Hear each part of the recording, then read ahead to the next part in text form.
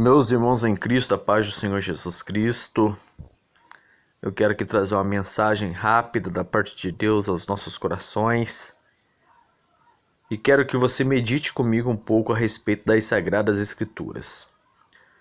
Para isso, nós estaremos usando um texto como base, o livro de Salmos, mais precisamente o Salmo 90 e o versículo 10. Vamos meditar no Salmo 90, versículo 10, que diz assim, o Salmo 90, versículo 10. Os dias da nossa vida sobem a 70 anos, ou em havendo vigor, a 80. Neste caso, o melhor deles é canseira e enfado, porque tudo passa rapidamente e nós voamos. Vamos ficar com apenas essa frase que diz nós voamos. Eu estou com a Bíblia aqui, meus amados em Cristo. É uma Bíblia já bastante antiga. Eu a tive ela há alguns anos e quem comprou ela na época foi meu pai. Tanto é que está escrito aqui, Regis. A Bíblia de Estudo das Profecias. Aí aqui o pai deixou bem frisado, 23:01, livro de Jeremias. Aí ele vai escrever aqui, ó, batizado em 31/12/97. Qual era o pastor? Pastor José Carlos. Qual igreja? Igreja Batista Renovada, Monte Gerizim. O meu pai, por sua vez, ele aceitou a Jesus há alguns anos atrás, e por isso que eu pedi para os irmãos lerem comigo o Salmo 90, versículo 10. Em outras traduções bíblicas, o Salmo 90, versículo 10 diz assim: o homem na sua força, ele chega aos 70 e 80 anos, o que passa disso é cansaço e enfado, e logo termina o seu tempo e eles voam, ou nós voamos. Então, meus amados em Cristo, nós estamos aqui diante de um acontecido.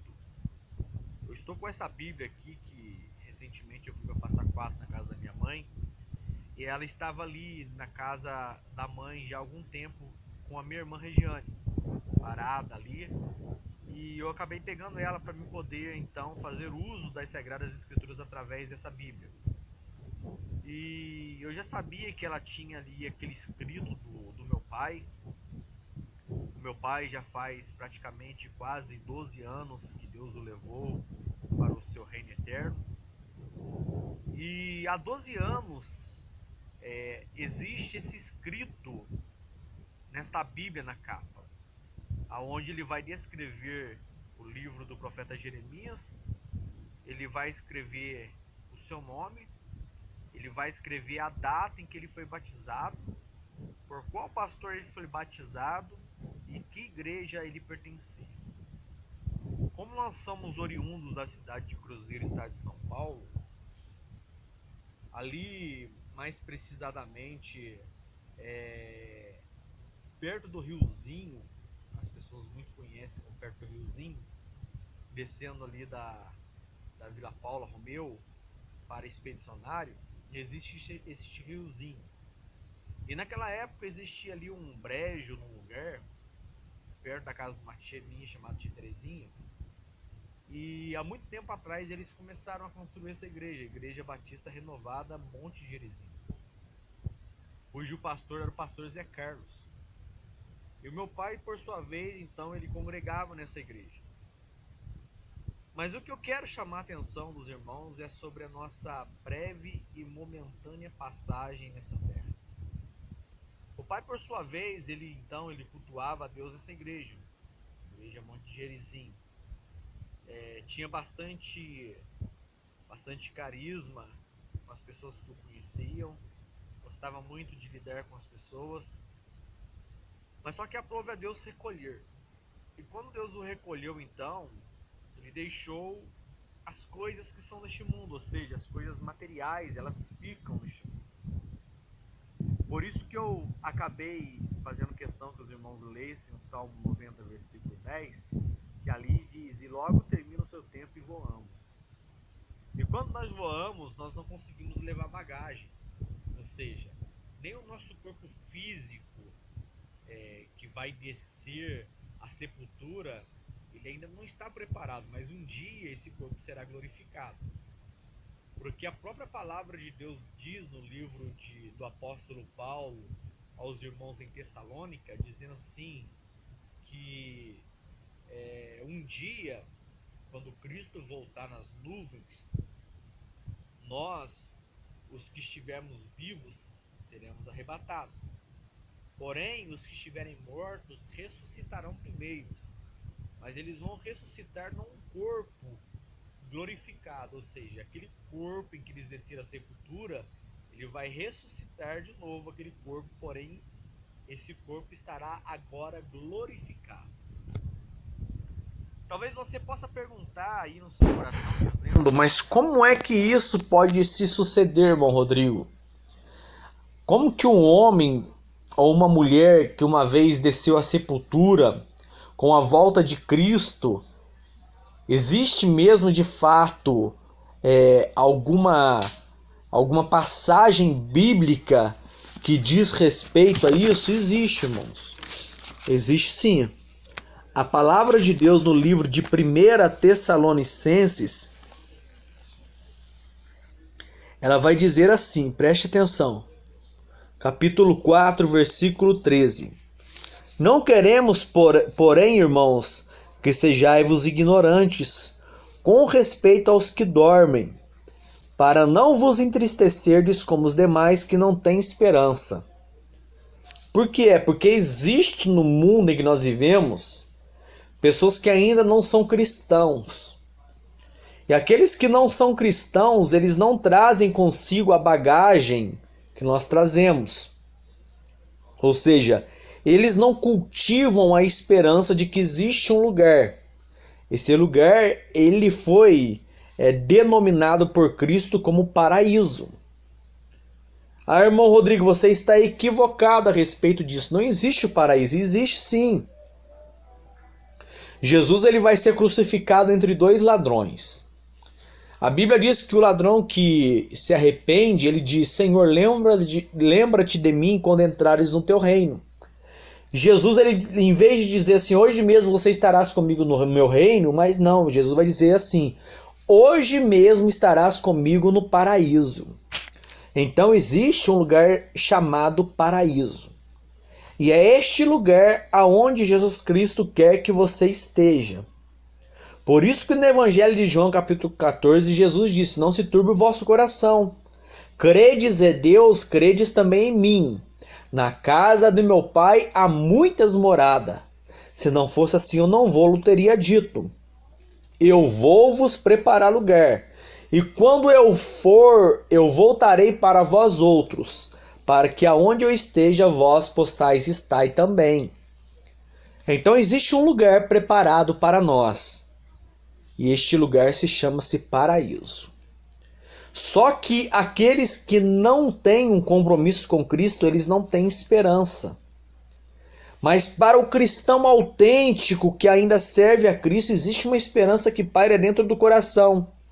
Por isso que o apóstolo Paulo vai dizer: não, para que porém, irmãos, quero que não sejais ignorantes com respeito aos que dormem, para que não vos entristeçais, para que nós não venhamos ficarmos tristes a respeito daqueles que já dormem em Cristo. Porque a Bíblia diz assim: pois se cremos que Jesus morreu e ressuscitou, assim também Deus, mediante a Jesus, trará em sua companhia os que dormem. Quando Jesus ele morre e ressuscita, Jesus ele ressuscita com um corpo glorificado. Porém era o mesmo corpo, por isso que as pessoas o conheciam. Mas era um corpo glorificado. Era um corpo da qual as pessoas chegavam diante dele e sentiam de fato que era ele. Ele era o Filho de Deus. E a Bíblia diz assim: ora, Ainda vos declaro, porém, pela palavra do Senhor, isto, nós, os vivos, os que ficarmos até a vinda do Senhor, de modo algum procederemos aos que dormem. Por quê? Porque se nós ficarmos até a vinda do Senhor, existirá o arrebatamento da igreja. Nós seremos o quê? Arrebatados a encontrar com Cristo nos ares. Nós não procederemos como eles fizeram. Eles foram aí muitas vezes levados pelas pessoas até o cemitério, tiveram aí os seus cultos, que é o culto fúnebre. Nós não. Aqueles que ficarem para a vinda de Cristo serão arrebatados para o paraíso, a encontrar com Cristo. Aí ele vai dizer assim: porquanto o Senhor mesmo dará a sua palavra de ordem, ouvida a voz do arcanjo, e ressoada a trombeta de Deus, descerá dos céus, e os mortos em Cristo ressuscitarão primeiro.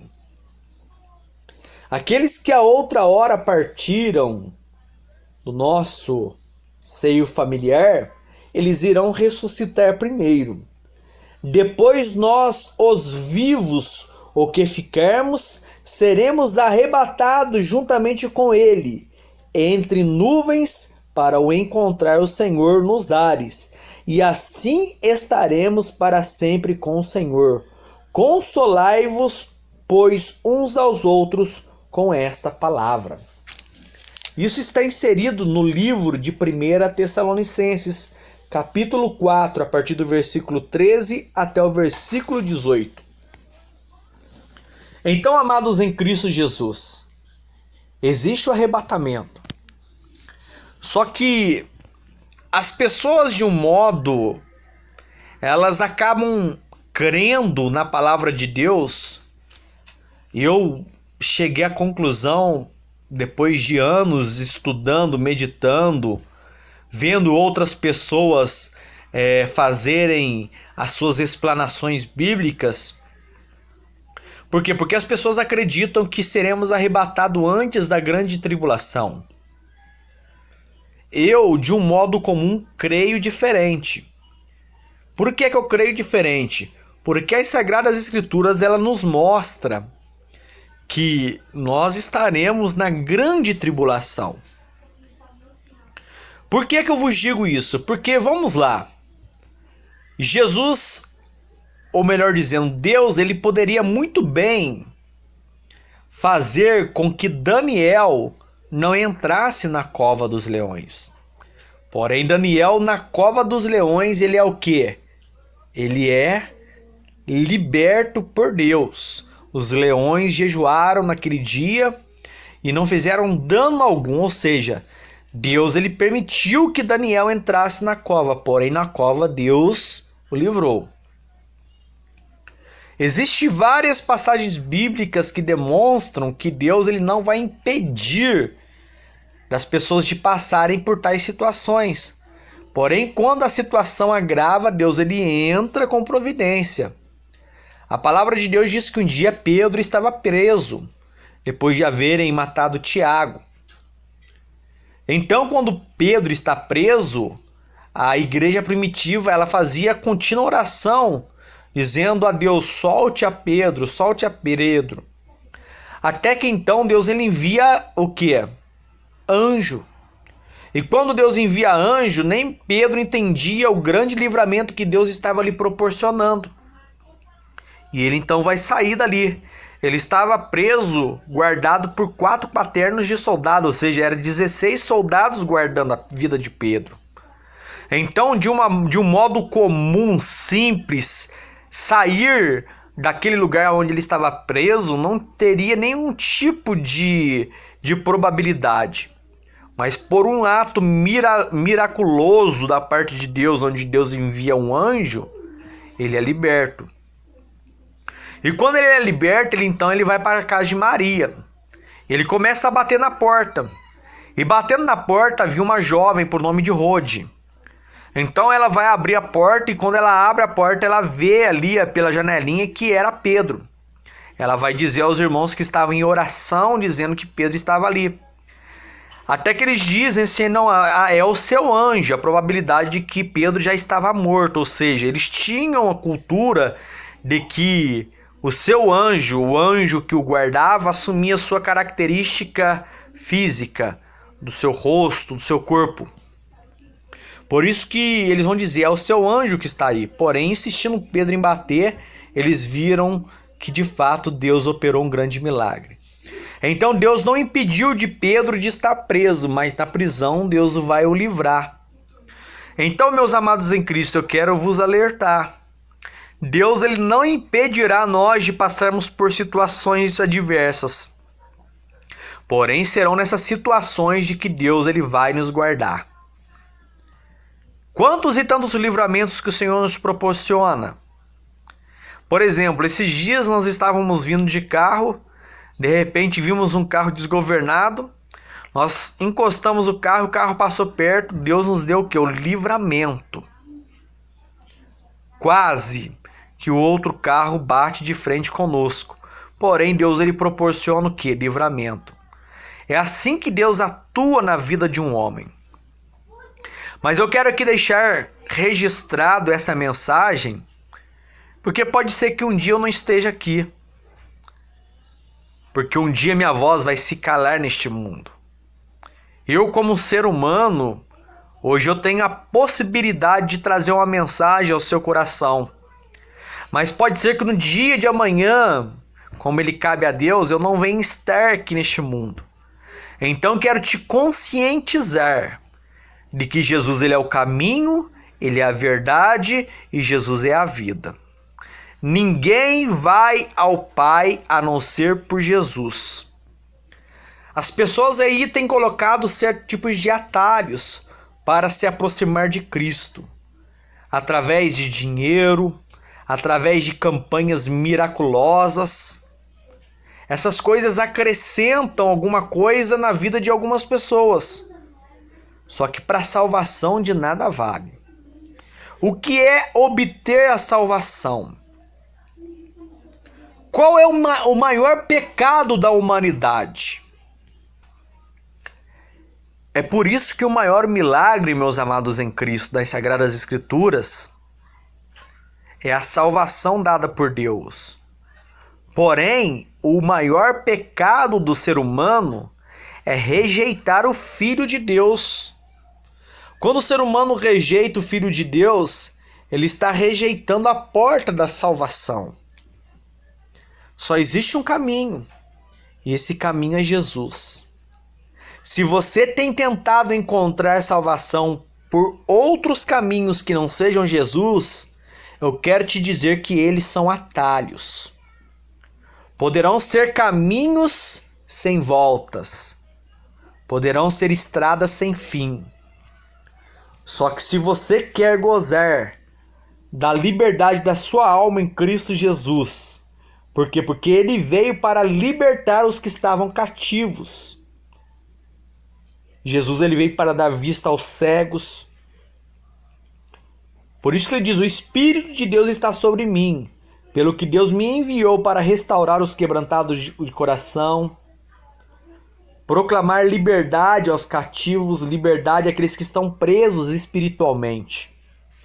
Por quê? Porque nós, em sua maioria das vezes, herdamos dos nossos descendentes lá do passado que fizeram aí pactos com o diabo através da sua ignorância, nós herdamos.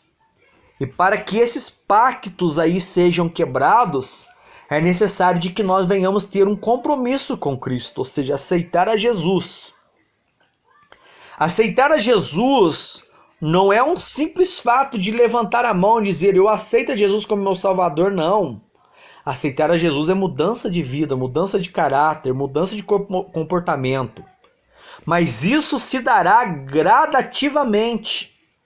Não significa que hoje você está vivendo uma vida totalmente regrada pelo pecado. Significa que amanhã você, entregando a sua vida para Jesus, que você vai abandonar todas as práticas ilícitas que você fazia. Isso vai ser gradativo na tua vida. Jesus ele é poderoso para libertar o homem, em um piscar de olhos, em frações de segundo. Mas existem pessoas que demoram algum tempo. Existem pessoas que têm que passar por um processo de libertação.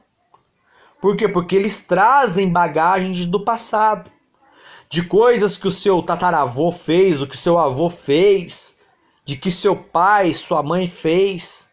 Ou seja, são bagagens essas que atormentam a vida de alguns seres humanos até o dia presente. Mas eu quero te dizer que existe um meio.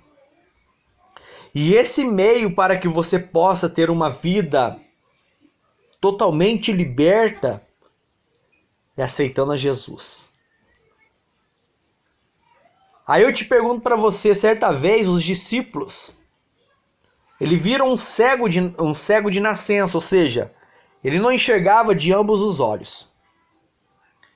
E quando os discípulos estavam com Jesus, automaticamente eles vão perguntar para Jesus.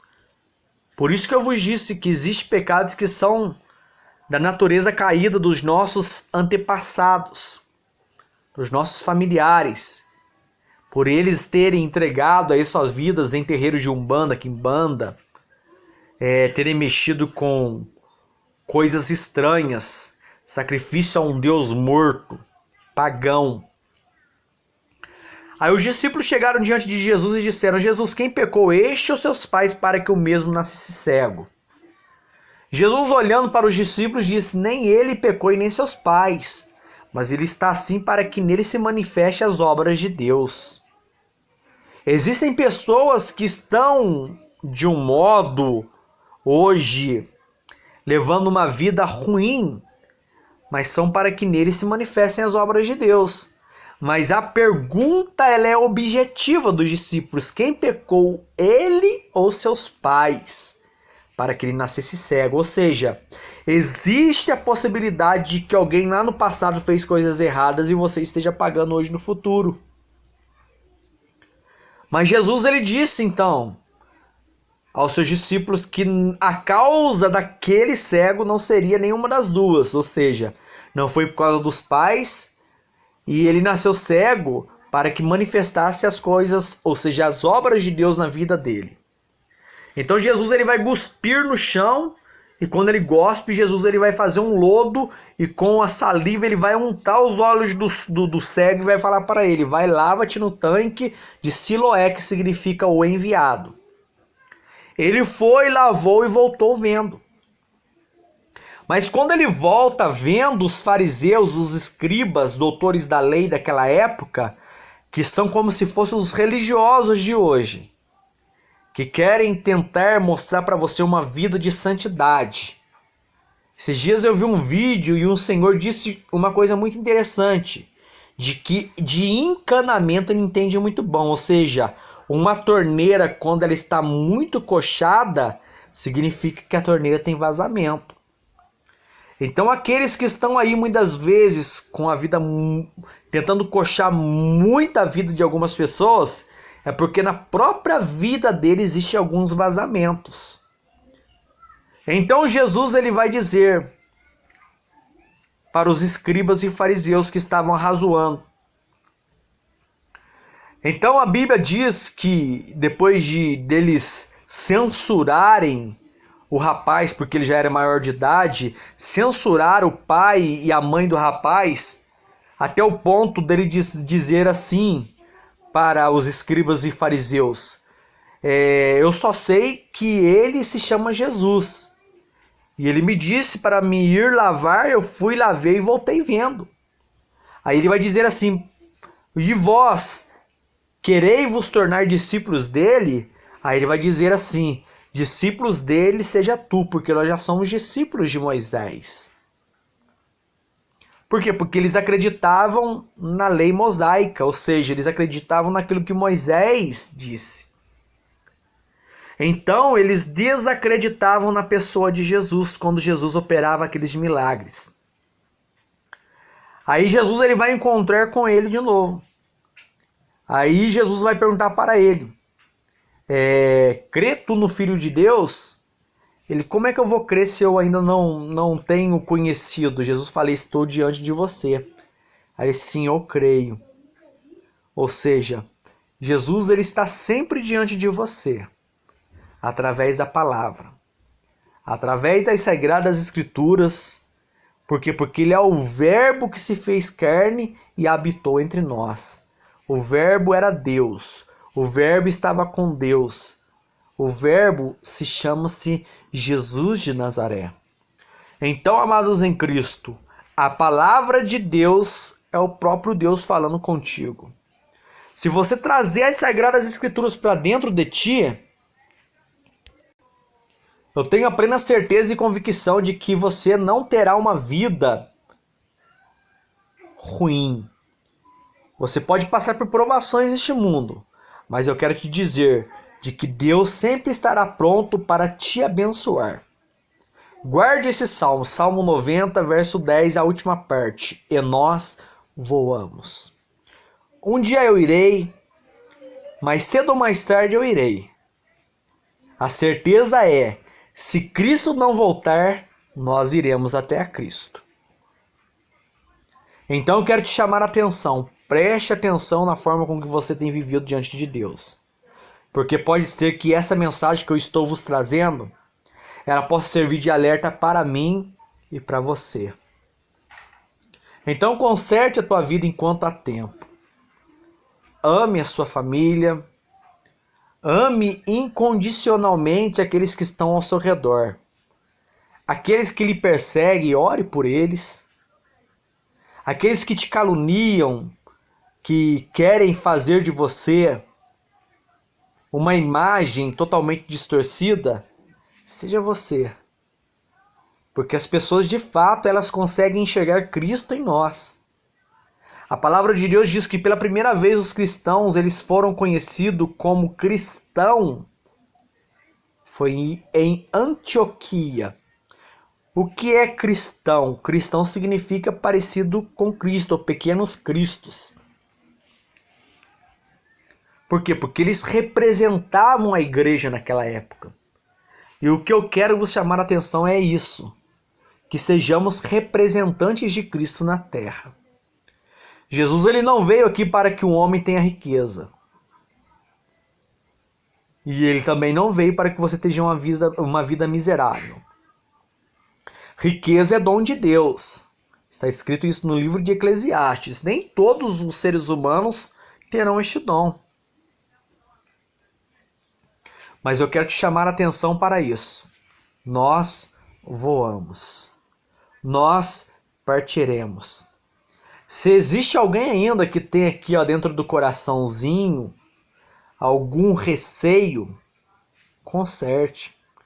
Porque a Bíblia diz assim, não deixei-vos brotar em vosso coração nenhuma raiz de amargura, para que por ela muitos não se contaminem. E você sabe que se você deixar brotar raiz de amargura no seu coração, você estará sendo privado da graça de Deus.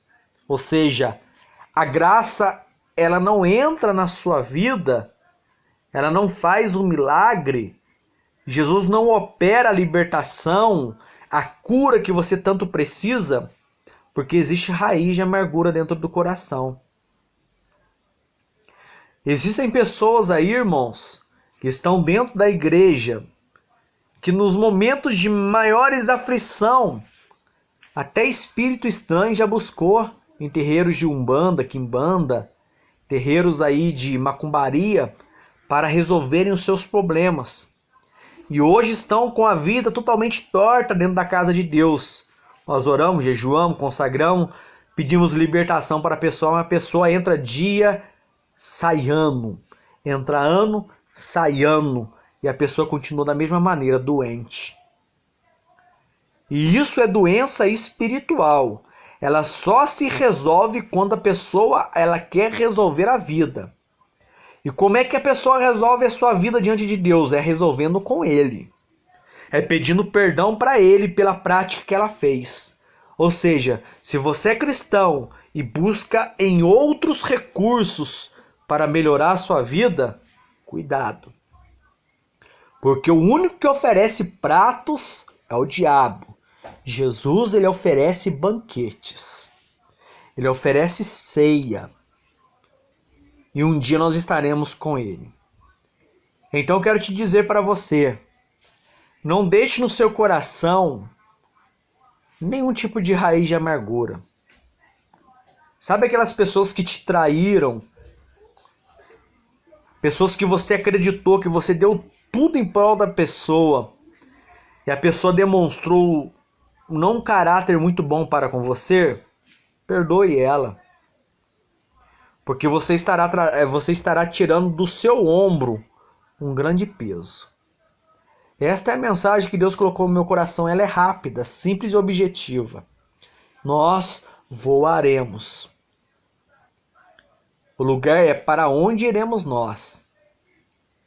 Jesus, ele pregou para os discípulos a respeito do sangue do seu corpo, tipificando a Santa Ceia. Aí ele viu que as pessoas estavam havendo uma grande deserção entre os discípulos que estavam acompanhando Cristo naquela época, os novos convertidos. E quando Jesus pregou essa palavra, eles disseram, duro é esse discurso. Eles começaram a sair. Aí Jesus, ele vai dizer para os discípulos, e vós não quereis vos ir também? Aí Pedro, ele vai levantar cheio do Espírito Santo e vai dizer assim, para onde iremos nós, se somente o Senhor tem palavras de vida eterna? Para onde iremos nós? A minha pergunta para você nessa noite, se somente Jesus tem palavras de vida eterna. Que Deus te abençoe em nome de Jesus. Guarde essa palavra, Salmo 90, versículo 10, a última parte. E nós voamos.